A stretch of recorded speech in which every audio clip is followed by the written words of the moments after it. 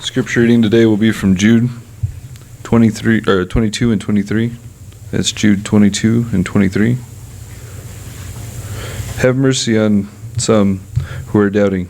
Save others, snatching them out of the fire. And on some have mercy with fear, hating even the garments polluted by the flesh.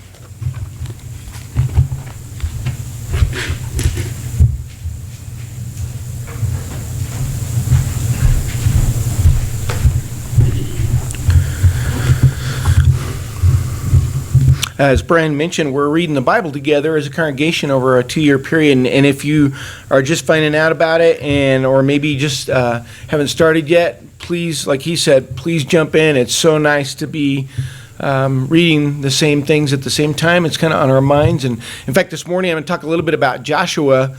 We just finished reading that book, and it probably kind of jumps out at you, kind of sticks in your mind because it describes some pretty brutal events, some of the things that went on, because Joshua was given the assignment of evicting the Canaanites. The promised land was already occupied, and so he had a pretty difficult assignment to remove the people that were there. Sometimes they would approach a city, I'm sure you notice when you're reading, and they would destroy it. They would, and like I say, it kind of comes across as pretty brutal, but this is not a cruel invasion. You might think of it, this always helps me because I know a lot of people get snagged on this idea of coming into the promised land and being so brutal. But you might think of it as emergency surgery. The spiritual corruption was so bad, and it was infected so badly with sin and spiritual corruption that God commanded destruction. And when it comes to corruption, that's kind of a lot of what Joshua is about, is dealing with this corruption. Sometimes, if you've dealt with it in minor ways, if you're dealing with something that's been infected or corrupted, you can be selective sometimes and just remove the one problem among the greater whole. Or sometimes the whole thing's got to go. I was thinking, I remember one of the many times that I moved from one apartment to another. I lived in several places in Denver, and one of the last things I always forget to do is the refrigerator. I'd pack up everything, and then I think, well, I'm all done, and I open the refrigerator, and say, oh no, and so I add another 30 minutes trying to deal with that. So I remember one time I threw everything in a box and threw it in with the rest of the stuff, and it all ended up in the storage unit.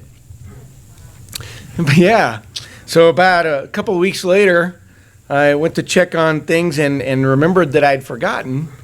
As I opened the door to the storage unit, it was very obvious from the smell that I had left some food in there. So I quickly found the problem and removed it. So that corruption was easily handled. But there's other situations where it's so bad that it's just got to all go. I'm sure all of you have either been involved or had to say goodbye to a car that's been totaled. They add it all up and say, this is not salvageable. And so they total it, it's all gone. And you could probably think of better examples than I can, but we all know about complete corruption. There does come a point where destruction is really the only answer. Some things at home, you just throw away, and some things you can salvage. Sarah throws stuff away when I'm not home because she's better at it than I am, and I just kind of come home and I'm not very observant, so it takes me about a month or two to say, wait a second, where's the car? No, it's something, something smaller, but she's better at it than I am. When Joshua led the people into the land was spiritually infected, and it required drastic surgery. So when you are reading about Jericho, you might think of it as a complete amputation. And it's important to know that Jericho was not an innocent place. We've kind of talked about Jericho a little bit before.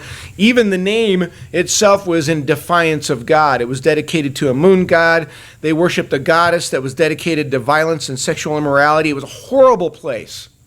It was a spiritually horrible place. And so God's command concerning Jericho, I don't know if you noticed, it wasn't always the same for every city. With Jericho, of course, the walls are pretty famous.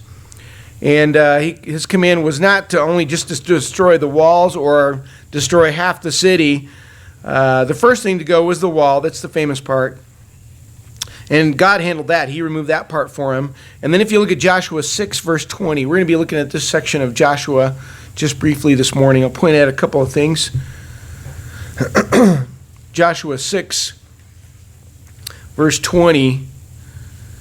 You know about this. So the people shouted, and priests blew the trumpets, and when the people heard the sound of the trumpet, the people shouted with a great shout, and the wall fell down flat, so that the people went up into the city, every man straight ahead, and they took the city. But that's not all that happened. Look at verse 24. Skim down a bit to verse 24. They burned the city with fire and all that was in it. Only the silver and gold and articles of bronze and iron they put into the treasury of the house of the Lord. However, Rahab the harlot and her father's household and all she had, Joshua spared, and she has lived in the midst of Israel to this day. For she had the messengers whom Joshua sent to spy out, or she hid the messengers whom Joshua sent to spy out Jericho. So God had okayed this agreement with Rahab. I'm sure you remember that. But notice Jericho's not just defeated, it's completely destroyed. Even after the walls are down, God commanded, he says, burn it down, burn it up. There are different ways to ruin a place. You probably heard about, I think in one particular case, the Punic Wars, when Rome defeated Carthage. When they left after having defeated them, they would pour salt on the ground. And the idea is that this is not going to happen anymore. I remember my dad and I got to go to Dachau, one of the prison camps in Germany, and there's in several languages, and at the gate to this day it says never again in many, many languages. And the idea is that whatever happened here is not going to happen anymore. And so that kind of was the idea behind with Jericho, is it's burned down, and the idea is not to just end it, but to end it completely. There's different reasons to do this. I guess, maybe the salting of the ground and things that were done sometimes in worldly agendas was just to be vindictive, but maybe the more practical reason is to fully appreciate the danger of what once stood there.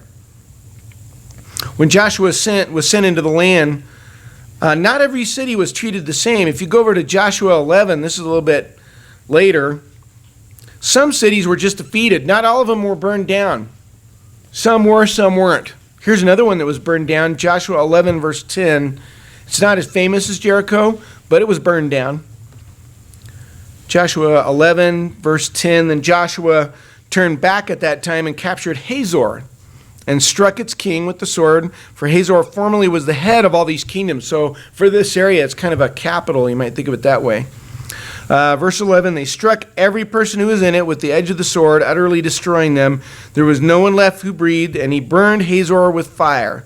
Joshua captured all the cities of these kings and all their kings, and he struck them with the edge of the sword and utterly destroyed them, just as Moses, the servant of the Lord, had commanded. However, Israel did not burn any cities that stood on their mounds, except Hazor alone, which Joshua burned. So in this area, Hazor is kind of singled out. So no, this one you burn. As far as these cities in this area, Hazor was treated differently. The rest were defeated. Only Hazor was burned down. And it's because it was dangerous. God was teaching them something, and he was teaching us something. He knows what's dangerous. Even if we don't sense the danger, it doesn't mean it isn't. It would be easy to look at something maybe from Jericho and think, well, this doesn't look that bad, doesn't look wrong to me. But Jericho in particular was given special consideration when it came to destruction. They were not just going to destroy it. They were not just going to burn it. There was even more to it than that. We're going back to Joshua 6. Then Joshua made them take an oath at that time, saying, cursed before the Lord is the man who rises up and builds the city of Jericho. With the loss of his firstborn, he shall lay its foundation, and with the loss of his youngest son, he shall set up its gates. Jericho was not just destroyed, it wasn't just burned, it was reduced to rubble, and cursed anyone who tried to put it back together again. There's a clear message here as far as Jericho is concerned. Don't mess with this place. Centuries later, in 1 Kings 16, you may have noticed this, a man ignores this warning, and what was predicted happens in 1 Kings 16:34. In his days, Hiel the Bethelite built Jericho. He laid its foundations with the loss of Abiram his firstborn, and set up its gates with the loss of his youngest son, Segub, according to the word of the Lord, which he spoke by Joshua the son of Nun. The message, again, is very clear. Don't mess with Jericho stuff. Another man learned this the hard way. We're going to be going back to Joshua 7 here in a moment. And before we read this, keep in mind what we're about to read was written down for us so we can know what to do. It's not just a story. If there's anything Jericho-ish today, we'll have some kind of game plan. So God's commands concerning Jericho is burn it all up. And there's only two categories that I could find as far as anything that was salvaged. First, there was Rahab and anyone with her.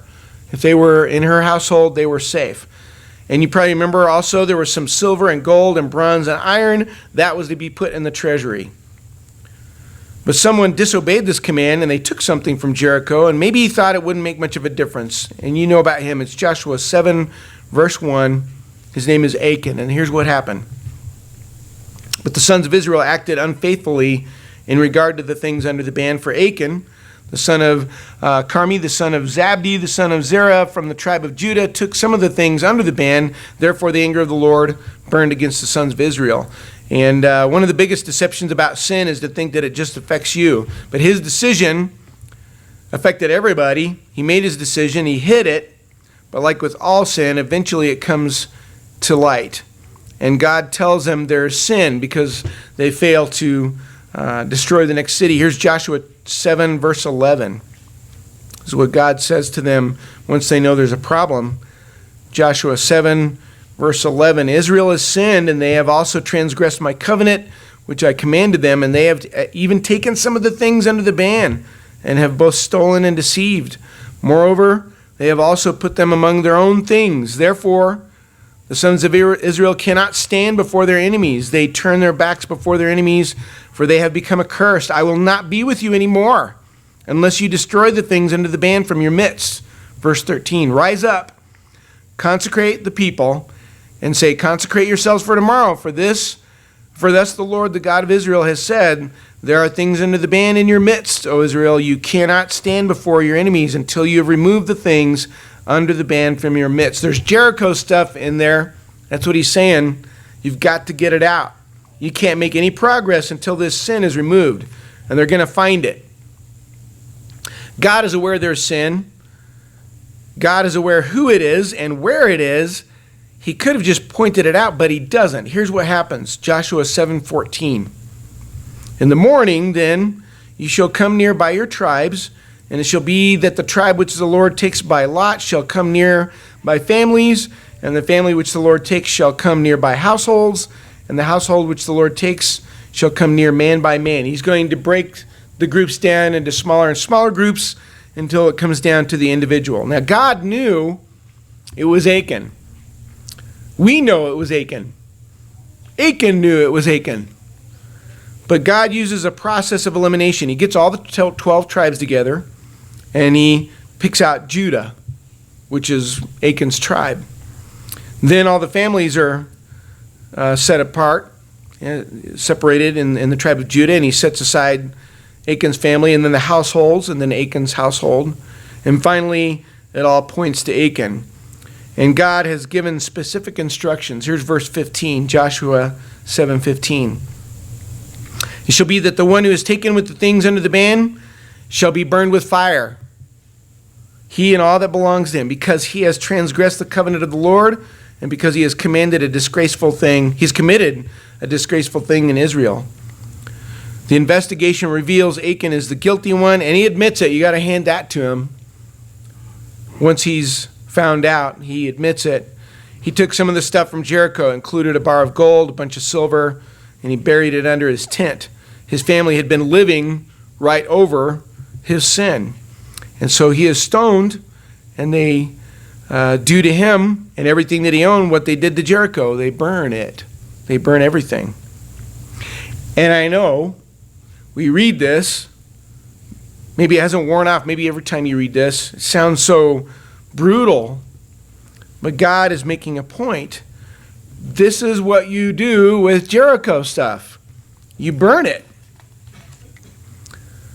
And it comes down to something that we should learn when we're little. Don't mess with stuff that's on fire. That's one of the things that Ippy has learned pretty fast. Sarah's been working on the word hot. It's kind of come in handy because we point at stuff she's not supposed to mess with, and we tell her it's hot too. I guess it's not quite honest, but she gets the idea. Don't touch stuff that's hot. Don't touch stuff that's on fire. We have a fireplace, so we make sure she knows that there's danger when there's fire there. So all this happened to teach them something, but it's written down to teach us something. And it's a very different situation back then, so it's going to take a little effort to make sure, okay, what does this have to do with me? There's a bunch that we could learn. First of all, it's easy to end up with a life that seems fine on the surface and have major issues buried down below. Jesus came after the Pharisees for that very thing. Matthew 23:28 is just a short example. Matthew 23:28, he's talking to them. He says, so you too outwardly appear righteous to men, but inwardly you're full of hypocrisy and lawlessness. He could almost say, you've got your tent and your family, but I know what's buried underneath. There's Jericho stuff there. That was a primary issue for Pharisees, and it's a possibility for any of us. On the surface, everything's okay, but the truth is kind of different underneath. So one of the things I learned from Achan, that is one of the worst things I could do, is to bury sin.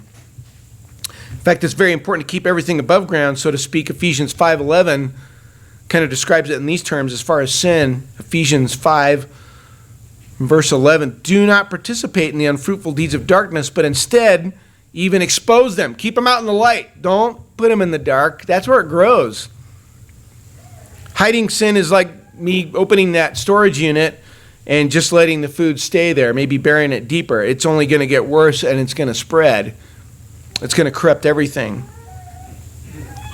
If God's reaction to Achan's sin seems kind of harsh to us, it's not because he sees it wrong, it's because we see it wrong. A good definition of justice is punishment. The punishment fits the crime. If the punishment seems too harsh to us, it's because we fail to understand the seriousness of the crime. We forget how dangerous sin is. Galatians 6:8. Galatians 6:8 tells us this about sin. For the one who sows to his own flesh will from the flesh reap corruption. Corruption is a decay. It's a breakdown of your life. It takes something good and degrades it and methodically ruins and destroys the good things in your life. 2 Peter 2:20. This is also true about sin. 2 Peter 2, verse 20. For if after they have escaped the defilements of the world by the knowledge of the Lord and Savior Jesus Christ, they are again entangled in them and are overcome, the last state has become worse for them than the first.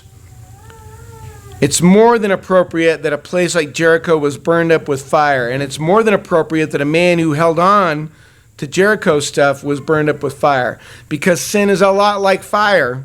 It's very appropriate. A sinful life is a life in flames. More than once, I'm going to show you a couple of examples. The first one's in Amos. I'll give you a head start. If you want to look up Amos 4, he describes rescuing the lost, and he describes it as rescuing somebody out of a fire. It's almost like Jericho in flames, and if you want to get out of there, the time is now. And it's a rescue from a fire. Here's Amos 4, verse 11. I overthrew you as God overthrew Sodom and Gomorrah, and you were like a firebrand snatched from a blaze. Yet you have not returned to me, declares the Lord. But he says, you're like this piece of wood pulled out of the fire in the nick of time. Here's Zechariah 3:2, a very similar analogy in Zechariah chapter 3, verse 2. The Lord rebuke you, Satan, and indeed the Lord who has chosen Jerusalem rebuke you. Is this not a brand plucked from the fire? And you'll notice in the New Testament a similar image in Jude that Rocky read for us earlier. When we rescue the lost, it's to be done with great caution, because it's like dealing with Jericho. You can rescue people like Rahab, but make sure that you don't get caught in the flames. Make sure that it doesn't corrupt you. Here's Jude 1, verse 23. Save others, snatching them out of the fire. And on some have mercy with fear, hating even the garment polluted by the flesh. And notice this corruption idea. So thinking about all this, without Jesus, before you're a Christian, your life is on fire. Isaiah describes it in those terms, that as you continue to live your life disconnected from God, your life kind of dries up into briars and thorns, basically weeds, and you become very flammable. It's just a matter of time before all the good things in your life are burned away. And if it's allowed to stay, if a person isn't baptized, sin will win. It will methodically burn up everything you love. You won't really notice it all the time, but it happens, and it happens a little bit at a time. Becoming a Christian is a lot like putting the fire out and rebuilding. The house that you lived in before is charred and mostly ashes, a lot of smoke damage, but you tear it down, you build a new foundation, and you've got a brand new house. In the time we were killing in the hospital those 4 days, we were watching a lot of HGTV, watching all the remodeling and the renovation and making the old houses into new ones. What if you saw an episode, even if you haven't watched it, you'll get the idea. What if you saw somebody to get a house, their old house burned down, but they get a new foundation, a new house, but they say, you know what, we want the family room and the kitchen with the island and all that stuff, but we'd like to have one room that's on fire. Just, we'll keep it under control, but just that one part of the house. Everything else will be safe and sound, but just the one room, we'd really like to have a burning room. Can you imagine living in that house? Have people over and give them that brief tour and say, this is the kitchen, this is the rec room. Oh, and that's our burning room. It's kind of the latest thing we have on fire. We know we should just put it out, but it's only this part of the house, so it's not a big deal. And it's just the one room. Everything else is great. Every day, you think about what your life would be like at that point. Every day, you'd have to make sure it didn't spread. I can imagine the hallway lined with buckets of water, a few fire extinguishers. I'd probably run a garden hose from the backyard, have it ready, an escape plan. You could make do, I guess. Chances are it's just a matter of time before the fire would have the house. That's what would happen. And you would lose all the things that you love. But even if you kept it contained, let's say you pull that off. Let's say you kept that burning room contained. What a pain. What an annoyance. It doesn't just affect that room, it affects the whole house. Because you could never fully enjoy the rest of the house, the blessings of the rest of the house. As long as that room is on fire, it'd always be in the back of your mind, always a possible crisis. Wouldn't it be nice to just put it out? When I was reading Judges 7 this time, there was a question that came to my mind. I think about all the things that God could have done, and I think, okay, God knew it was Achan. Why didn't he just say, hey, there's a problem, and he's the guy? Why this pretense of the investigation? Someone took the stuff from Jericho, it's Achan, and the stuff's under his tent. That would save a lot of time. Why this process of elimination? So I got thinking, I don't know if this is the answer or not, but first of all, I thought about it from Achan's point of view. Can you imagine as it got closer to him, I can imagine him cringing lower and lower until the spotlight was on him. Maybe he was hoping the investigation would fizzle. I'm not sure. But then I also think about it from the point of view of the people who are watching, like maybe the rest who are in Judah, or maybe the rest that were in his family. And maybe some of them got a little nervous. And some begin to consider their choices. Is it me? Are there things in my life? I think that's another reason this is written down for us, to make us stop and think once in a while, say, is it me? Am I fooling myself having this room that's on fire, that's just always there, and thinking that everything's going to be fine? I mean, I left Jericho, but I even helped burn it down, but maybe there's some things buried that I need to dig up, and that's, of course, there's no maybe about it. All of us need to keep digging. All of us have things that don't belong, whether it's gossip or crude jokes or lying, dishonesty. I wrote down a list trying to make it as real as possible. We covet, we have bad tempers, unkindness, ignoring God's word. These are the things we keep. These are the things we bury. And these are the things that keep that one room burning. We'll always have more to dig up. We'll always find more fires to put out. but your life will be so much better if you keep fighting sin instead of just accepting it. One trick is to not do it on your own. We're here this morning to worship God, but we're also here to encourage each other. Before we leave, we're about to sing a song of encouragement. It would not be out of place for you to pull someone aside and talk a little bit and check on each other and make sure nothing's on fire. But most of all, make sure you're right with God, because without Him, your life will get away from you. But with Him, it'll be far better than you hoped, and you can live at peace. Pray you'll think about this while we stand together and sing.